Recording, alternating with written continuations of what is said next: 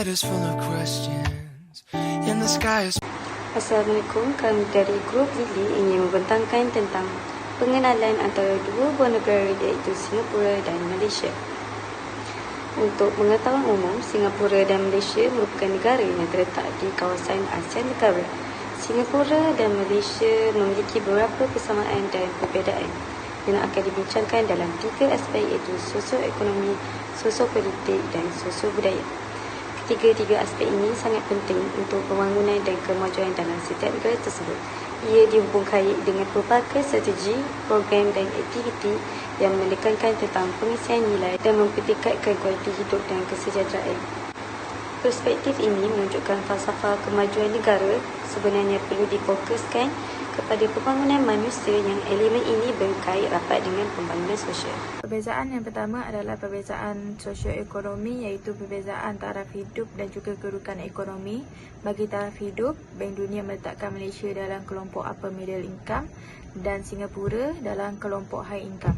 Bagi kedudukan ekonomi pula, ekonomi di Malaysia adalah ekonomi membangun iaitu emerging and developing economies, manakala Singapura adalah dalam kelompok ekonomi advanced economies setaraf dengan negara-negara barat yang lain seperti United Kingdom, Amerika Syarikat, Denmark dan juga Perancis. Dari segi persamaan pula, kedua-dua buah negara ni dia nak tingkatkan ekonomi diorang, di mana Malaysia dia tingkatkan ekonomi berasaskan pertanian sebab dia banyak sumber alam semula jadi. Singapura dia nak tingkatkan ekonomi berasaskan perindustrian sebab dia maju dalam segi teknologi.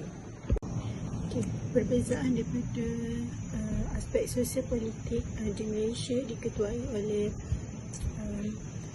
pemerintah yang beragama Islam dan sebahagian besarnya pemimpinnya adalah orang Islam. Manakala di Singapura pula diketuai oleh non-Muslim, walaupun ada seorang menteri Islam yang secara langsungnya dia dijadikan sebagai portfolio hal ehwal Islam di Singapura. Namun demikian di Singapura hanya ada satu parti pada zaman 1959 iaitu PAP, iaitu People Action Party. Ia merupakan parti yang tunggal pada zaman dahulu.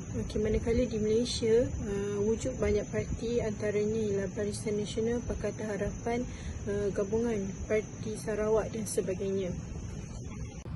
Persamaan sosial politik. Persamaan di antara dua buah negara iaitu Singapura dan Malaysia adalah melaksanakan pilihan raya untuk membentuk sebuah kerajaan. Hal ini dikatakan demikian kerana dua buah negara ini telah menggunakan undian menang undi terbanyak dan bilangan kerusi yang menang. Setiap parlimen diberikan 5 tahun dari persidangan pertama setelah pilihan raya umum. Pilihan raya umum pula mestilah diadakan dalam masa 3 bulan selepas pembubaran parlimen. Dua buah negara ini diketuai oleh Perdana Menteri sebagai kabinet sesebuah negara. Persamaan seterusnya ialah dua buah negara ini telah merdeka pada bulan yang sama, iaitu pada bulan 8.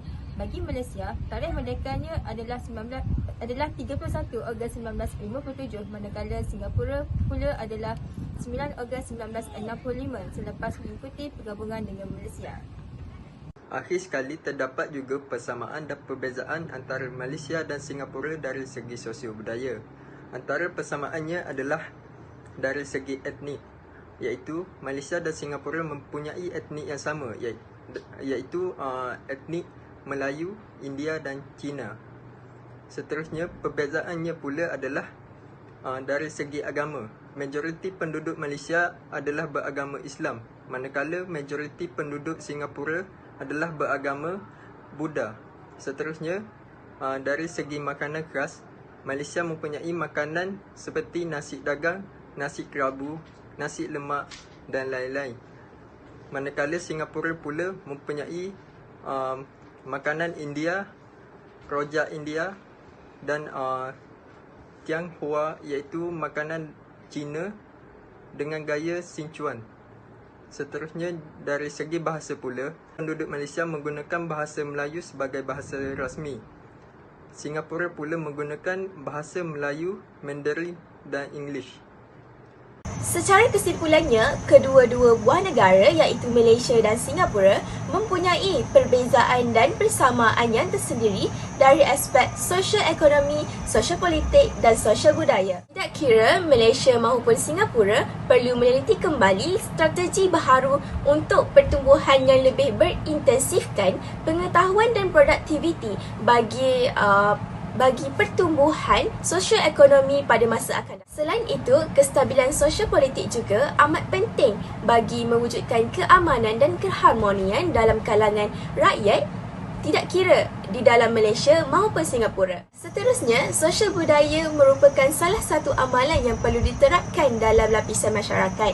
Hal ini kerana pembangunan di dalam sesebuah negara itu berlaku akibat daripada perubahan sosial budaya dalam kalangan penduduk itu tersendiri. Akhir kata, ketiga-tiga aspek ini perlu dititik beratkan dalam setiap negara agar dapat mengekalkan kestabilan dan keharmonian dalam negara.